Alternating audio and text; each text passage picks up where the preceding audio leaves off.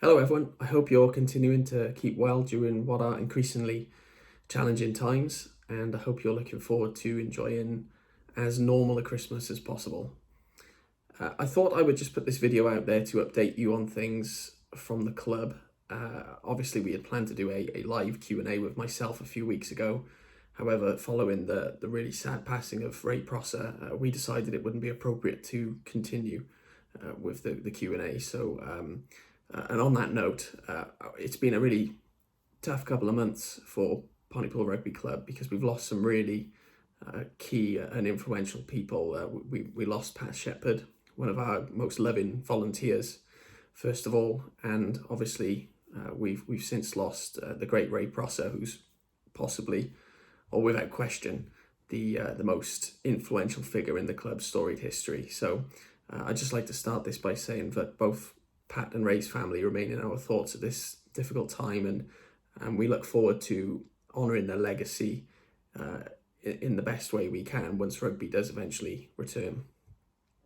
And on that note, I thought what would be wisest and simpler would be if I just go through the questions that we had as a group and provide some answers to you, rather than rearranging another Q&A and going through that whole process. So the first topic, which is the obvious one, is when do we expect rugby to return?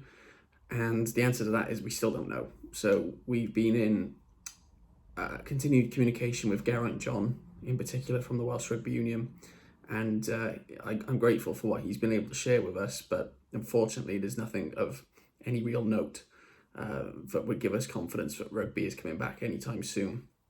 So naturally, with a vaccine now on the horizon, it's probably sensible to expect that normal life will resume at some point next year.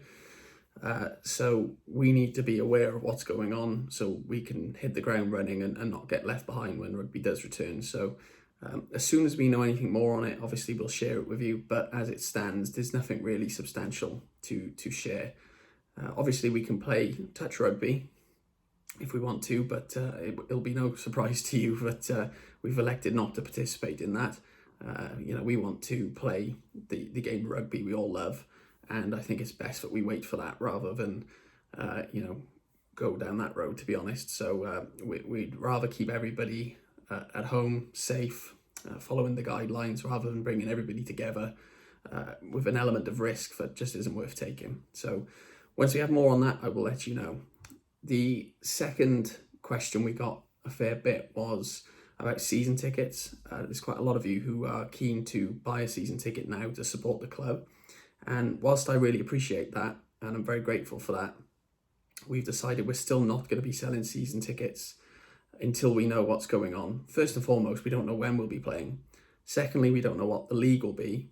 And thirdly, we don't know how many opponents we'll face in the league structure. There's obviously a lot that can change in terms of, do we have to play games more locally? So will there be changes to the structure of the leagues? We really don't know at this stage, and it would be a bit premature, I think, to sell tickets for something that may look totally different to what we were playing in a pre-COVID world. So again, I appreciate the sentiment and the commitment you're willing to give to the club, but we will, when the time is right, announce about season tickets, but you have my assurance that we're still committed to getting rugby going whenever we can, and once we can, we will open up season ticket applications once again. The next question was obviously about the squad and the team and who's with us. We really wrestled with this, and I'll be honest with you, in terms of our communication, I'm not sure we've quite got it right over the last few months, because we've sort of mooted that we're going to start sharing squad announcements with you. But that was when we thought rugby was going to come back a bit sooner than it has. And one thing we're really careful of at the moment is we don't want to encourage people to take their eye off the ball. I think we're, as a club, taking the COVID situation very seriously. All the guidelines, everything that's expected of all of us to keep the transmission low. And I think our concern is that if we press ahead and share so much about the season starting, it will create a false sense of excitement that just isn't there yet. We're not going to be playing rugby for some months yet. That is clear to us. Furthermore, the squad we have can change. So, it depends how long this goes on for. But if it goes on for another year, let's say, well, some of the players we have on our books may consider retirement.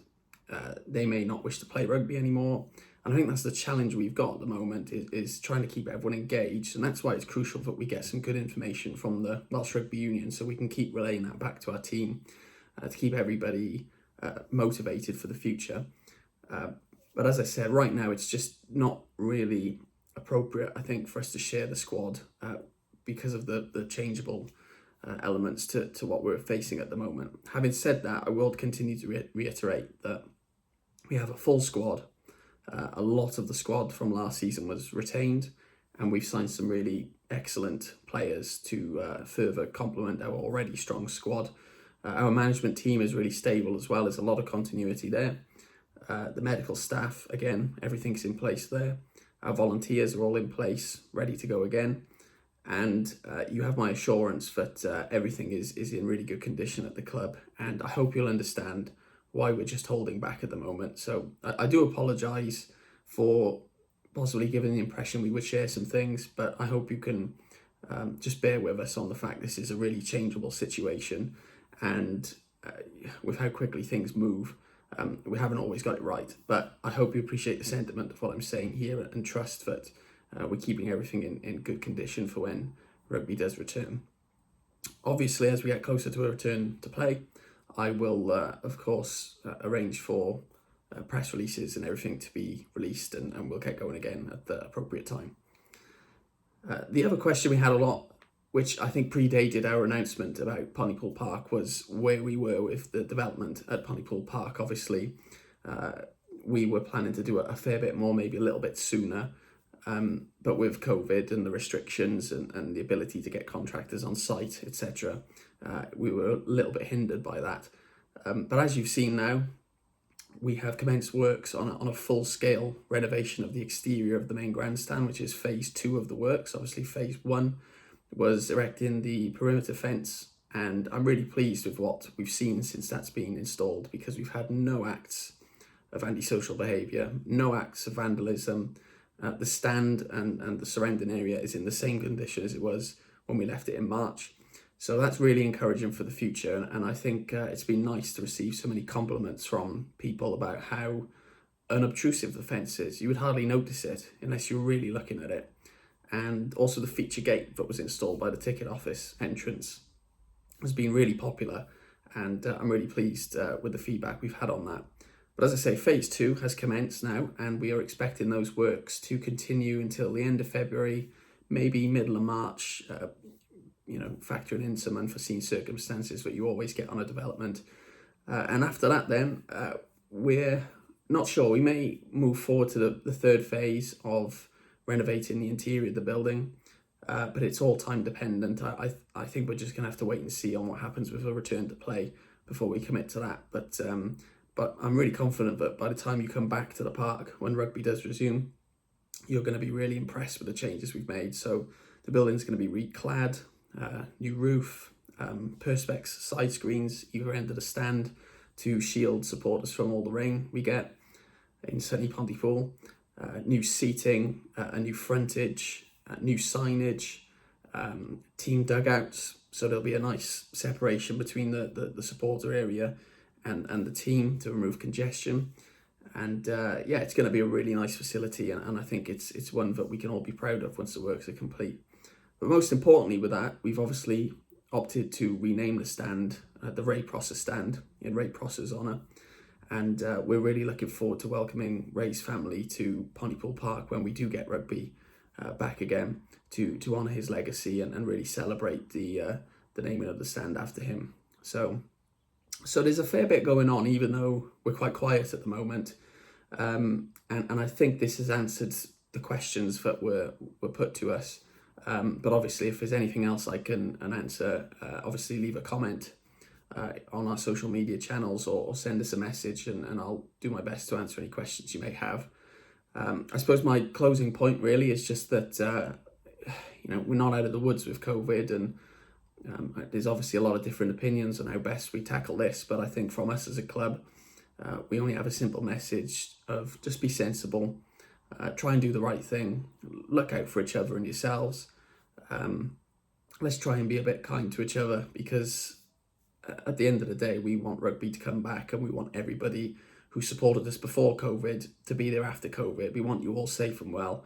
And as I said, we appreciate all the support you've given us over the last few months and all the patience you've afforded us, because I appreciate there's not been a lot coming from us, but we've just decided that our messaging is going to be quality rather than quantity. And I hope that this message has allayed any concerns you have, answered any questions you may have had, and has given you confidence that the club is in good health moving forward.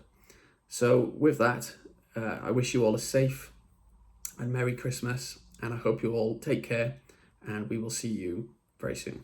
Take care.